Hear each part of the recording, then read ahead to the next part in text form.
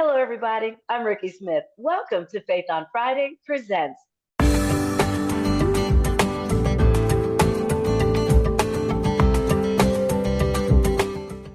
At Faith on Friday Presents, we're all about highlighting inspiring people, engaging topics, and small businesses. And don't forget, while you're here, subscribe to this YouTube channel, follow us on Facebook, and make sure to check us out on Instagram. So much fun stuff going on. All right, so we're talking about writing today. Not the writing, write your name in school. No, we're talking about publishing, book writers, and type deals. So, a lot of people are writing books these days, which I think is phenomenal. But have you ever wondered, if you want to write a book, how do you get started? Is there a plan? Do you need a blueprint? Do you need to go to school? Is there a degree plan? I know there's a certificate program. Sometimes there is, a lot of times there isn't. I want to introduce you today to somebody who is not only a writer, but is a writer multiple times. We're going to get into that. Everybody, please say hello to Harrison Stockeland. Hi, Harrison. How are you? I'm doing great. How are you? I'm doing good. Harrison, thank you so much for joining me today because this topic is kind of interesting, don't you Yeah. think? Oh, absolutely. It's my life. So, yeah. And that's what I'm talking about. It's insane. First of all, before we get started, Harrison, tell me a little bit about yourself and where you're located. So I'm in Tennessee, Middle Tennessee, just south of Nashville. It seems to be the happening place these days. It's where everybody's moving. We moved here a couple of years ago. It's fantastic. I live just south of Nashville, like I said, with my wife, and we're expecting a dog soon. So we'll be getting a puppy in May. We got married in October, and my uncle sent me a text message, and he said, "I won't do the math on the new member of the family." I was like, "All right." But yeah, so we live a pretty simple life down here, but it's a great area. I work full time, and I'm also an author, which is another full time job. So I've got two full time jobs, and it's amazing. I Yeah. wouldn't want anything less. And you're about to be a puppy paw type deal. Exactly. Yep. Con- Yep. Congratulations on all of that. I'm actually from Tennessee. My parents actually live there, but they're in Oh, Chattanooga. How about that? all right. And all my siblings are in Nashville, actually. So, So yeah, I got engaged in Chattanooga. That's where I proposed. Yeah, on the walking beautiful bridge, right, place. right downtown. Yep. Oh my Yep. gosh, it's so gorgeous there. Well, congratulations on Yeah. all of that. And the puppy. And I too, like your uncle, will not do the math. So, my friend, so you're a writer, and that's what we're talking about today. Tell us a little bit about the books, plural. How many have you written so far? So I've got two published. I've written seven or eight, but those earlier ones are gonna stay in my closet forever. Those are practice, and you guys get the cream of the crop. So No, but it's the books that you've written earlier that people are going to want later. You know that, yeah, yeah. Well, they're never gonna get them. They're never right? gonna get them. Well, we may have to chat later with Mrs. Stockland to see what's going on with that. But what kind of books is it that you're writing, Harrison? So I really love writing crime thrillers. I would say that's my bread and butter. But I dive into everything. I'm sure we'll talk about it later. But my book coming up in mid-June is a Western, which is a deviation from the prior two I've published. So I like to dive into everything. It's really whatever interests me. If I can sit down and write about it and have fun, I'm gonna just do that. So recently, that's been crime thrillers. I'm Wow. interested in sci-fi. I'm interested, of course, in westerns. It's what I grew up watching as a little kid. Right. And so, Mhm. yeah, just whatever's interesting to me at the time, that's what I go for. Oh my gosh. And what I love about it is you're talking about it so nonchalantly, like, yeah, so I've written a couple of books and next one. Yeah. I'm like, wow. Because there's a lot of people watching who want to write a book, but find it so incredibly daunting. First of all, when did you start writing and find that you had a passion for it? I started seriously writing during COVID. I mean, there was just nothing to do. I feel Mm, like that's going to be a very common story for a lot of people in the next few years. But yeah, there was just nothing to do, and I've always been creative, and I just never had a great way to like express it. I just wasn't good at the classic art stuff. I mm, liked painting or drawing or whatever, but I just wasn't good at it, even if I right. practiced.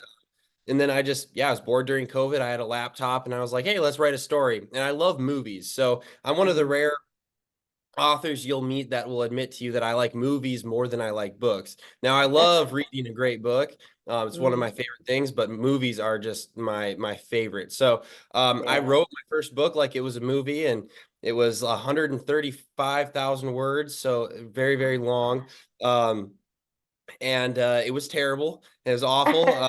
It's like I said, it's locked away, and the next couple kind of followed suit. But then I started getting into a stride and taking it more seriously Mhm. instead of it being a hobby. I was like, you know what, I actually want to do something with this, and so I aimed to publish a book, and that's when I started writing Watch It Burn, and that came out in February of 2023. So Wow. And what's it called? Watch It Burn? Watch It Burn, that was my first book. Yep. Okay. And this one's a crime thriller.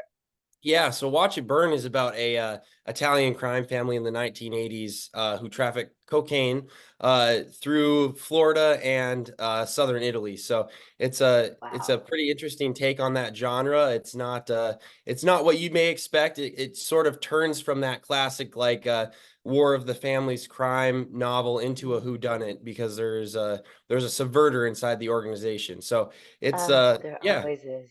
yeah, There of always is. That is so good. course. So, so like you said, during COVID, and you are exactly right. It is going to be a story for a lot of people because some people started making sourdough bread. Some people Exactly. took Yeah. up crochet. Some people, I don't know, took up painting. I got into nail art. It's a whole thing. But so you took up writing. So when you started writing, not the ones that are locked away that no one will ever see, but you started writing, you realized I'm going to do this and I'm going to do this really good. Did you have a style in mind of writing? Because, we've all written books. Oh, sorry, not everybody's written a book, you know what I mean? But we've all read them and we look for specific styles and things. Where did you learn to write? Or did you just start writing? I mean, I'm kind of like a sponge. So at the time, what really inspired me to write during COVID was the fact that I was reading so much because I got bored of my Mm, Xbox. And I started ordering books on Amazon and I was pounding a book a week, just wow. reading. It was all fiction, I'm not reading anything Mm, heavy. I'm not trying to sound right. smart here, but it was, yeah, just trying to get through some really slow, boring times. And I'm kind of like Mm, a sponge. And so I was just absorbing those styles. And at the time, it was mostly Dan Brown. I mm, discovered those books like everybody else and went through all of them. The Da Vinci Code, Angels and Demons, those real right. popular ones. And then that was kind of the style of my first few books, the ones that are locked Mm, away. And then I started getting really into Dennis Lehane, who's a great crime author. And mm, I would credit him 100% with my interest in the crime thriller genre. wow. My style is not like his. I think his style is so original, it'd be hard to copy, but I definitely Mm, have elements that I've taken from him that I think make my writing better. Um, mm, and then later, I actually got into Stephen King when I was like 19, and wow. now even still I'm getting through some of those books. So I kind of just absorb what I've been exposed to. And Mm, recently, it's been very interesting. I watched my style change yet again. Because I've been reading more nonfiction, like mm, David Grann or Annie Jacobson. They write these great nonfiction books. David Grann is historical, so he writes mm, about like the Lost City of Z, or he wrote Killers of the Flower Moon, that book that was just wow. turned into a movie recently. Mm, And then Annie Jacobson writes great books about, like more modern issues. She just wrote a book called Nuclear War: A Scenario, and it's basically wow. what nuclear war, how horrific that would be from, the Mhm. launch to 100 years afterwards. And their styles are fantastic because they write it in such a way where it's like they're telling a story, but it's Right. nonfiction. And I think that Mhm. takes a really special style of skill. And so my writing style, while reading them over Mhm. the past year or so, has changed from more of like a character internal monologue to sort Right. of it sounds as if I'm telling a real historical event, Mhm. even though it's not real and it never happened. So, but Yeah. I'm telling But it as if it. that in itself is a gift. I mean, because there are people who can tell stories, but very few people can tell them in writing. So when Yeah. you sit down to write a book, because you said that you were kind of a sponge and you were looking at all these people's styles to Yeah. develop your own. When you sit down to write a new book, is there something that you go through in your mind first? You're like, okay, title, chapter one, or what's your process when you start writing your book?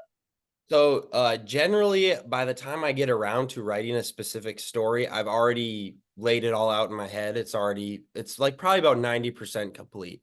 And then Mm, that other 10% are little details that I put in while I'm writing. And then when I go back and go through my edit the first time, mm, making callbacks and linking things up, that's that other 10%. But that mm, 90% is already there. That story, the plot, the characters, like that's already rock solid most of the time. right. Sometimes it changes. November's Mm, Whisper, I had a big overhaul with some of the characters and changed a lot of stuff. But in most of my stories, it's already almost complete by the time I start writing. wow. Title is probably one of the hardest creative things for me. Mm. I have a really hard time coming up with titles, but somehow I manage. And so uh, I've successfully been able to. I haven't released anything that's untitled yet, so Okay, um, yeah. we're two for two on the titles. But yeah, so I mean, I just kind of sit down and start. Like one of my favorite stories about my time writing was when I finished that first book way back in 2020. I typed in the end on the Word document, closed it out, Mm, opened a new one, typed in prologue. That's wow. just how I write, and I've always Hmm. been like that since I started. So Hmm. right now I'm wrapping up my edits on the Western, and when that's Okay. done, I'm going to open up the next Word document, type in prologue, and get started because it's just what I love Wow. doing. So I just keep going. Yeah. Yeah. Yeah. That to me is amazing. I mean, I've written two books, but they're for specific things. I would Yeah. not say that I would be a writer. I'm not. I'm lazy. So I write stuff down for a reason. But when you're doing this, because a lot of people say that you need to have an outline, but these are those that are classically trained, if you will, Yeah. in writing. You got to get this, you got to fully develop your characters and things like that. If somebody watching this is like, I've always wanted to write a book, but I'm not sure where to start, what advice would you give them? Well, I mean, I don't have any education after high school, and I was terrible at English class. So you tell me. Like I was not a fan of English or grammar, and I'm still not. Like I refuse to learn some of those rules. That's why I pay an editor thousands of dollars to run over my manuscript.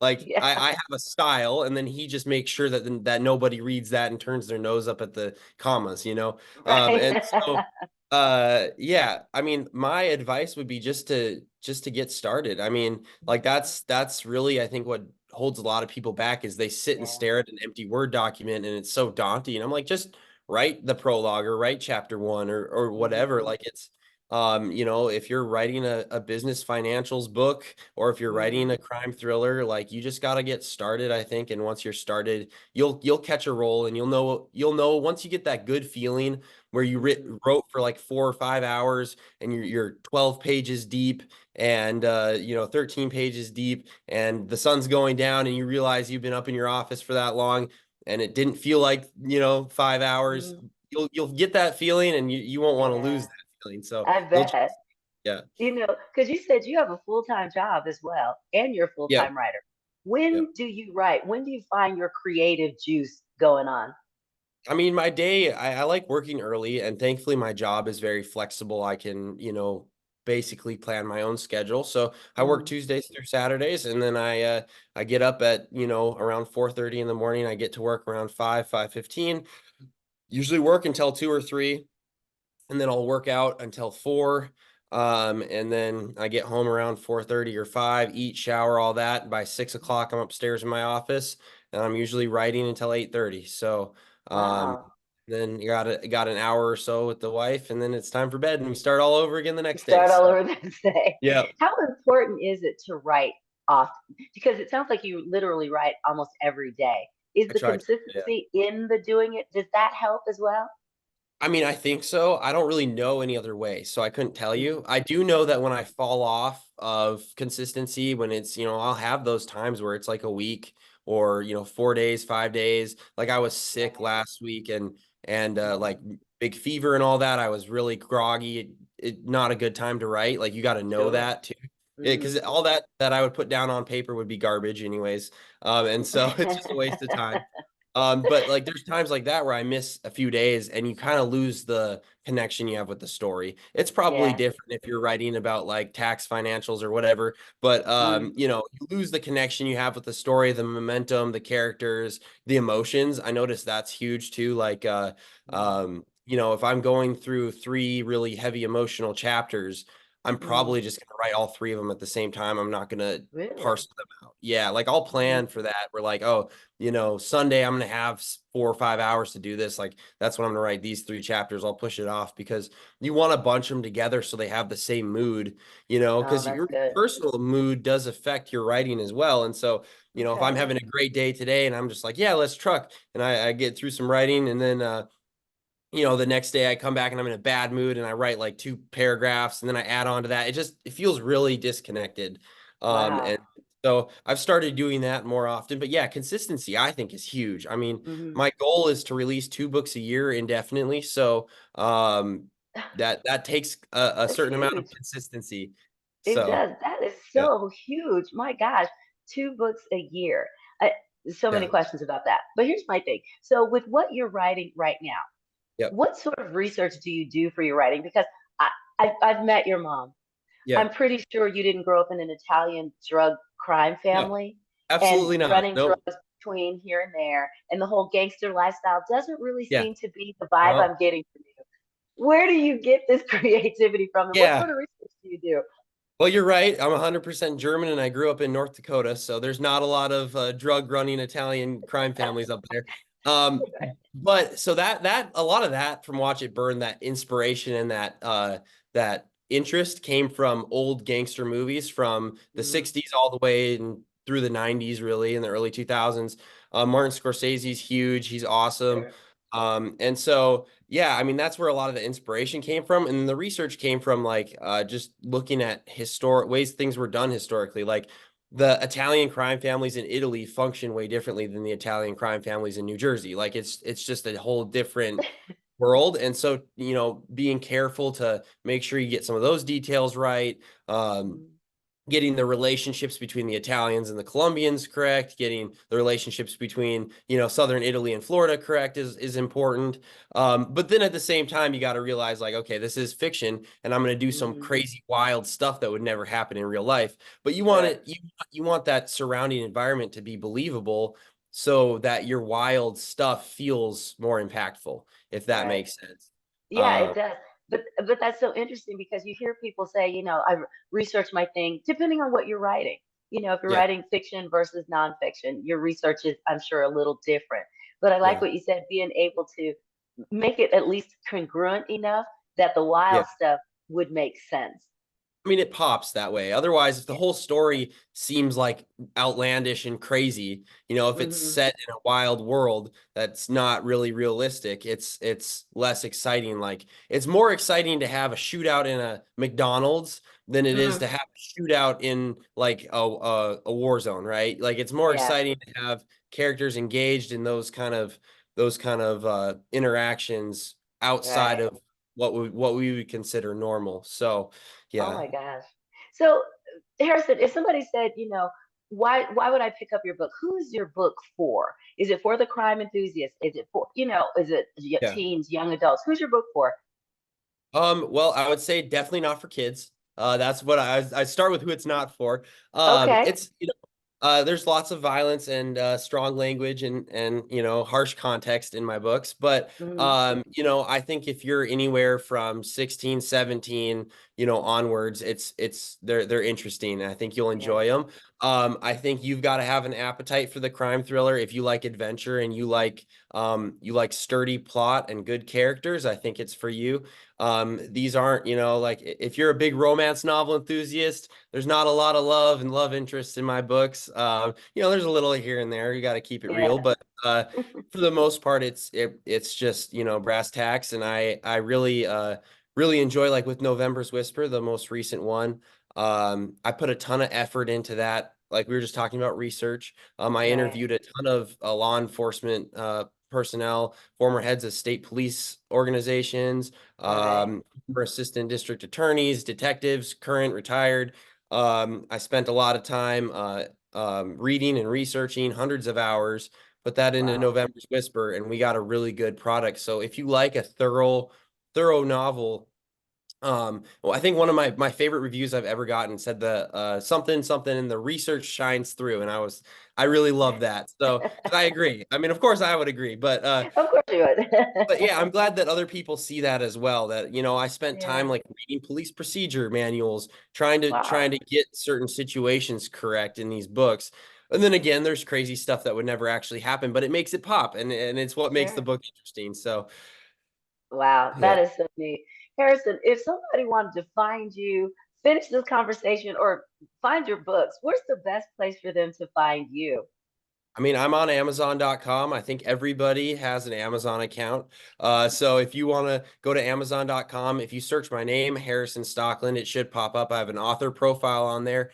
And if you're interested in future books coming out, you can always follow that author profile on Amazon, and it'll let you know when my stuff comes out. That way you don't have to get like pesky emails from me or whatever. But you can find them there, or you can find them on my website, which is officialharrisonstockland.com. And up on that website, there both books are up there. The third one will be up there mid-June. We don't have an exact date yet, but if you follow the website, it'll be plastered all over there soon. And yeah, there's widgets for each book. You can buy both books, and those will come. It'll take a little longer for those to get to you, but I sign all of the books Okay. that get ordered through my website. So Nice. if you order them through That, my website, I'll sign them to you personally and send them off. As a new author, yeah, I think it's important to engage with the people that are willing to spend money and time on your work. yeah, And like I tell people now when they ask to get the book signed, I say I'm actually probably devaluing the book by signing it because I'm not famous, but it's still kind of fun. So people seem to enjoy that, and I love doing it, and it's just one yeah, extra step, and it's easy to do. So if you yeah. order them through the website, I'll sign them and send them out to you. So Fantastic. You're not famous yet, you yeah, know. well, Yet. one day, You got yeah, time. Yeah, and yeah. then you know what's going to happen when you do get famous? They're going to dig up the old ones that you've buried, just so you know. Just so Oh, you know. I might have to get a shredder. I don't know. You're horrible.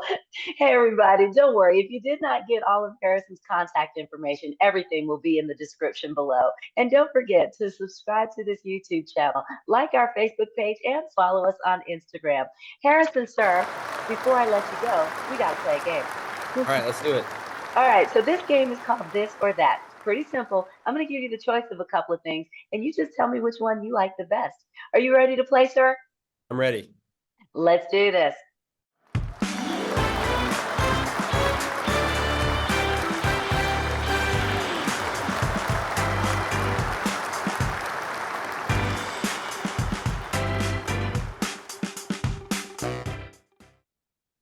Coffee or tea? Coffee. Yellow light, slow down or speed up? Speed up for sure. I can't wait to talk to your mom about that. Anyway, Batman or Captain America? Captain America. Really? So Yep. you are a Marvel fan. Yep. Okay, well, whatever. We'll keep it pushing for now. Peanut butter, smooth or crunchy? Crunchy. Reality TV, yes, please, or I just can't.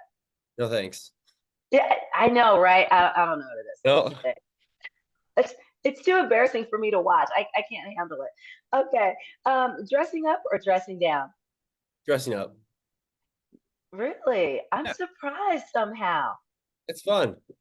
Yeah, it is Yeah. if you get to. I mean, that's kind of cool. Yay, you. Night owl or a morning person?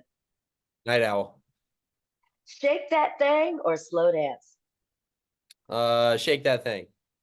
Okay, we are totally going to talk about that. And finally, Harrison, finish this sentence. I have a ridiculous amount of Hmm. Ideas.